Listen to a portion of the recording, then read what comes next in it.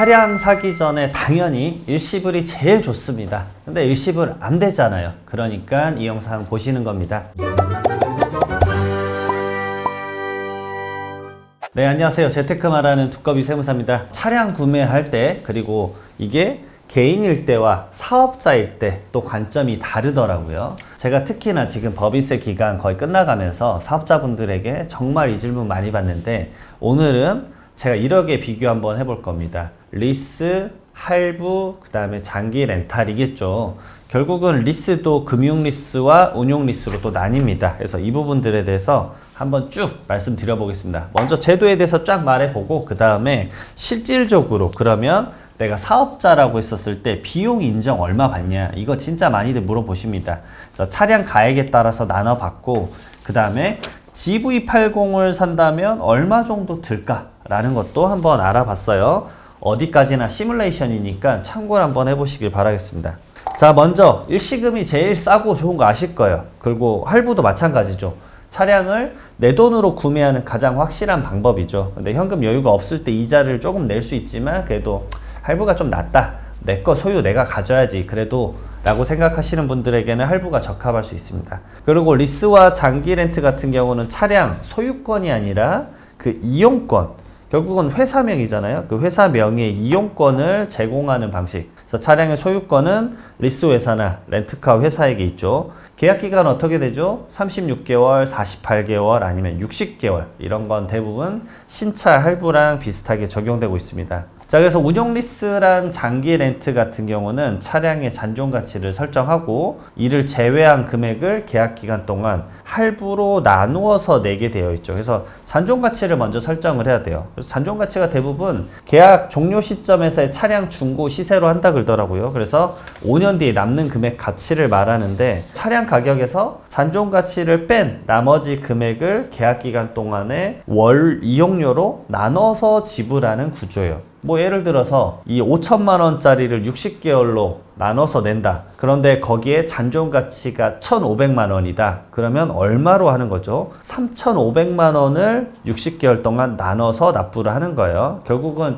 이 차량 구매 방식 선택하실 때 일시불이 당연히 싼 건 알지만 리스나 장기 렌트는 비용 측면에선 불리하지만 또 그렇지만 않습니다. 왜냐? 이게 사업주가 하게 되면 경비 인정을 또 받거든요. 그런 면들을 잘 활용하시고 계산을 해봐야 돼요. 자, 그 전에 이거 많이 헷갈려 하시니까 또 얘기 잠깐 짚고 넘어갈 건데, 금융 리스랑 운용 리스의 차이점을 말씀드려 볼 거예요. 제가 여기 계산도 좀 해놓은 게 있는데, GV80, 제네시스 GV80을 한번 말해 볼게요. 금융리스 같은 경우는 이게 36개월로 했었을 때 약정 주행거리 6만 킬로 기준으로 봤습니다. 그러면 순월 납입액이 한 271만 9,100원, 270만 원 정도. 이거를 36개월 하니까 한 9,788만 원 정도 나와요. 자, 그 다음에 두 번째로 제네시스 GV80 운용리스로 하면 어떻게 될까? 약정 주행거리 마찬가지예요. 6만 킬로, 그리고 36개월로 했습니다.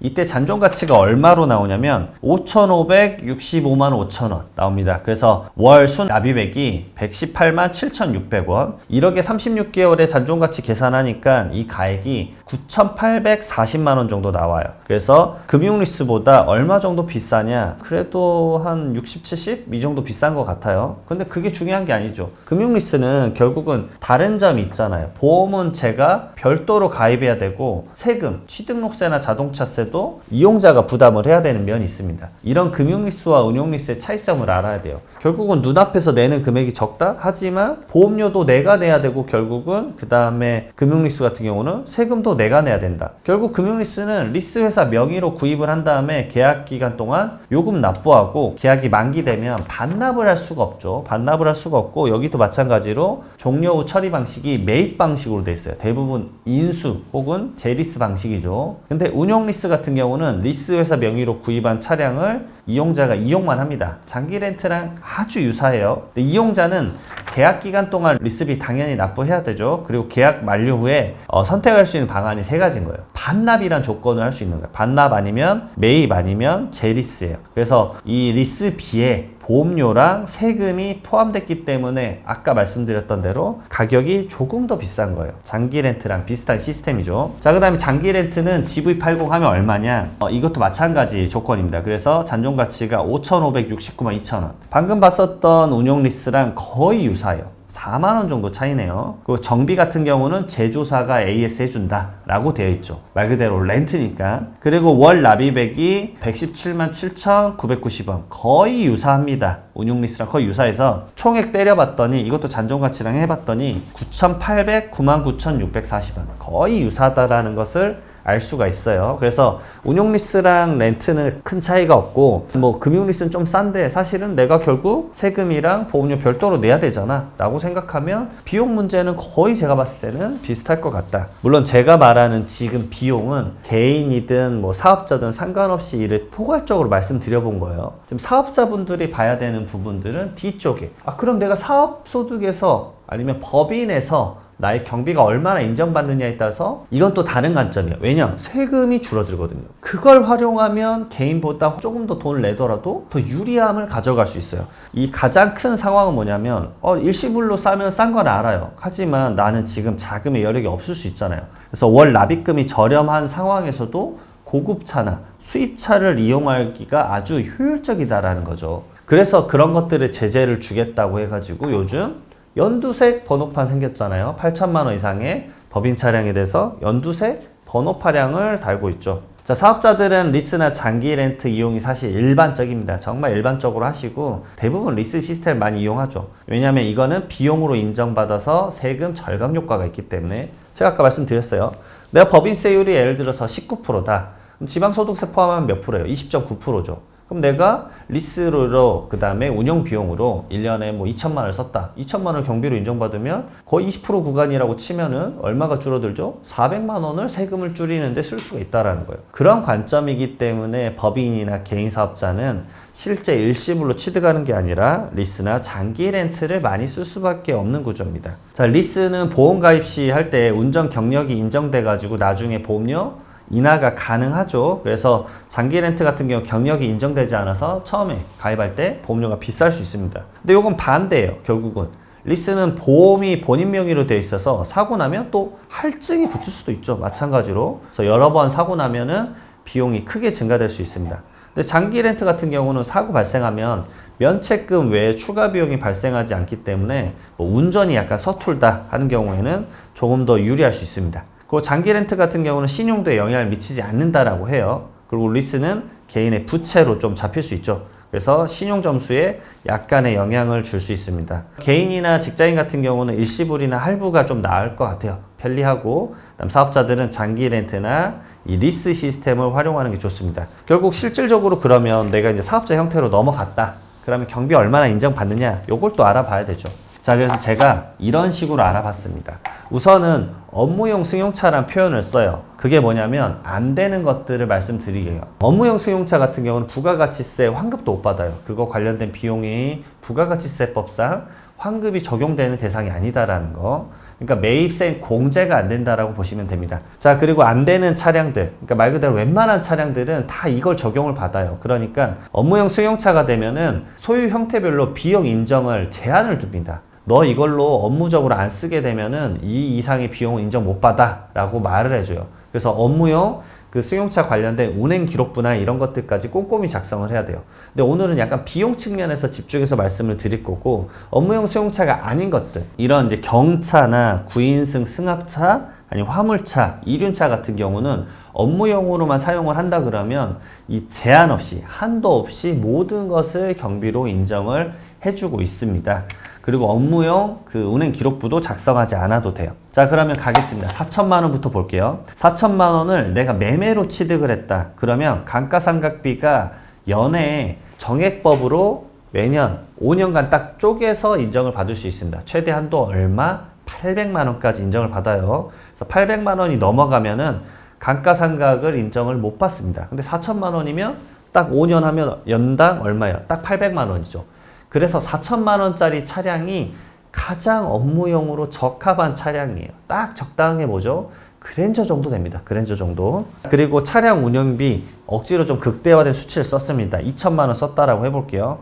그러면 차량 운행 일지 당연히 작성하셔야 되고 업무 사용 비율 100%라고 했었을 때 얼마냐? 총 비용 인정받는 경우가 2,800만 원입니다. 결국은 100% 다 인정을 받을 수가 있는 시스템이죠. 자, 그리고 리스나 렌트 표 보시면 알겠지만 감가상각에서 일부씩 인정을 못 받아요. 왜냐하면 리스 같은 경우는 7%, 그 다음에 렌트 같은 경우는 70%만 인정을 해줍니다. 근데 이게 날아가는 게 아닙니다. 왜냐, 이거는 차량 운용비라고 해가지고 차량 운용비로 어차피 경비를 인정을 받아요. 그렇기 때문에 경비를 인정받는 이 총액의 개념이 매매와 똑같이 2,800만 원이 인정받는 거예요. 이렇게 될 수 있다는 거 알고 계셔야 됩니다. 자, 그 다음 8천만 원의 차량이다. 그럼 매매, 리스, 렌트일 때 어떻게 되느냐? 이제부터는 제한이 오기 시작하죠. 왜냐? 감가상각을 5년 정액법. 그러면 8천만 원을 5년으로 나누면 연당 얼마예요? 1,600만 원씩이죠. 그러니까 모든 형태에 대해서 한도가 걸려요. 800만 원까지만 인정받고 나머지 금액들은 인정 못 받고 뒤로 밀리는 경우가 생기는 거죠. 그런 복잡한 회계 처리는 여기서 우선 말하진 않을게요. 그렇지만 여기서 하나 더, 이제 리스와 렌트의 장점이 부각되기 시작합니다. 결국은 리스 같은 경우는 7%, 내가 감가상각 부분에 대한 7%, 그 다음에 차량 운영 비용에 대해서 30%가 경비로 인정이 돼요, 추가로. 그렇기 때문에 한도는 생겼지만 한도 이외의 부분이 생기기 때문에 매매 같은 경우는 똑같이 운영 비용 2천만 원에 감가상각 800만 원 하면 4천만 원 차량과 똑같이 2,800만 원의 경비를 인정받아요. 이건 추후에 말하겠지만 매매 차량이 1억 2천이든 2억이든 똑같습니다. 2,800만 원을 맥스로 밖에 못 받는 거예요. 차량 운용비 플러스 800만 원. 물론 여러 번 말씀드리지만 업무 사용 비율이 100%일 때를 가정한 거예요. 자, 근데 리스 같은 경우는 아까 말씀드렸던 그 7%, 그 다음에 렌트 같은 경우는 아까 말씀드렸던 감가상각 정도 되는 부분에 대한 30%까지를 경비로 인정을 받는 거예요. 그렇기 때문에 2천만 원에 리스 같은 경우 7%인 112만 원, 그 다음에 렌트 같은 경우는 480만 원이 추가되기 때문에 경비 인정 폭이 넓어집니다. 리스 같은 경우는 그래서 2,912만 원, 그 다음에 렌트 같은 경우는 3,280만 원의 경비를 인정받아요. 자, 1억 2천일 때도 마찬가지 접근법입니다. 그래서 매매일 때 2,800만 원이지만 리스일 때는 2,968만 원, 그 다음에 렌트일 때는 3,520만 원의 경비를 인정받습니다. 자, 그래서 하나 더 참고하시라고 또 올려둔 게 뭐냐면, 자, 그러면 차량가액 8,190만 원의 가액의 차량이 있었어요. 이 차량을 금융리스와 운용리스와 렌트로 한번 또 나눠봐서 여러분들에게 알려드려 봅니다. 여기서 또 장점이 나와요. 금융리스는 지출 비용이 더 많았잖아요. 월 납입액이 아까 보셨지만 거의 2배 이상이 높습니다. 그렇기 때문에 경비 인정을 아주 많이 받을 수가 있어요. 왜냐면 감가상각에 해당하는 자산 성질 비용이 많이 잡히거든요. 그렇기 때문에 계산을 해보면 일반적으로 이걸 매매 취득했다 그러면 어차피 한도인 2,800만 원에 걸려요. 그렇지만 금융리스 같은 경우는 3,020만 원까지 경비 인정, 그 다음에 운용리스 같은 경우는 2,899만 원, 꽤 많이 받죠. 자, 그리고 렌트 같은 경우는 이것도 상당해요. 3,220만 원까지 경비로 인정받습니다. 그럼 이 차이가 뭡니까, 세무사님? 자, 렌트랑 매매의 극한의 차이로 한다 그러면 연에 얼마 차이죠? 420만 원 차이입니다. 자, 그럼 여기서 중요한 건 뭐냐면 내가 적용받는 세율이 몇 프로냐가 중요해요. 지금 법인세 신고 기간이니까 법인으로 말씀드려보면 420만 원을 내가 법인세를 내가 한 9%대 그러면 9% 세율 구간을 적용받는다. 그러면 지방소득세 포함하면 9.9%, 그냥 10%라고 계산해 볼게요. 그럼 420만 원을 더 낸 것에 대해서 42만 원의 경비 처리가 된다라는 거죠. 그러니까 여러분들은 이 관점인 거예요. 내가 420만 원을 더 내는 게 맞을까 아닐까라는 걸 고민해 보셔야 되는 거예요. 왜냐하면 지금 당장 일시불로 살 수 없으니까 렌트를 선택할 수밖에 없는 상황이라고 한다면 렌트 비용을 420만 지출을 더 해요. 하지만 경비로 42만 원 정도는 인정을 받는구나 라는 관점으로 가야 되는 겁니다. 그렇기 때문에 비용 자체를 좀 줄이고 싶다 그러면은 운용 리스가 나을 수도 있겠죠. 하지만 경비 처리는 줄어드는 거예요. 제가 그래서 사업자분들에게 항상 말씀드리는 게 있습니다. 일시불로 할인받아서 사는 게 제일 싸고 좋다. 왜냐 어차피 비용 인정 똑같이 받는다. 근데 비용 적게 인정받지 않냐? 비용을 적게 인정받았다라는 거는 당신이 지출 비용이 적다라는 얘기다. 세금은 그 중에 일부다. 가장 많은 세율을 내는 종합소득세 최고 세율일 때가 지방소득세 포함해서 49.5%입니다. 그럼 거의 50%에 육박하죠.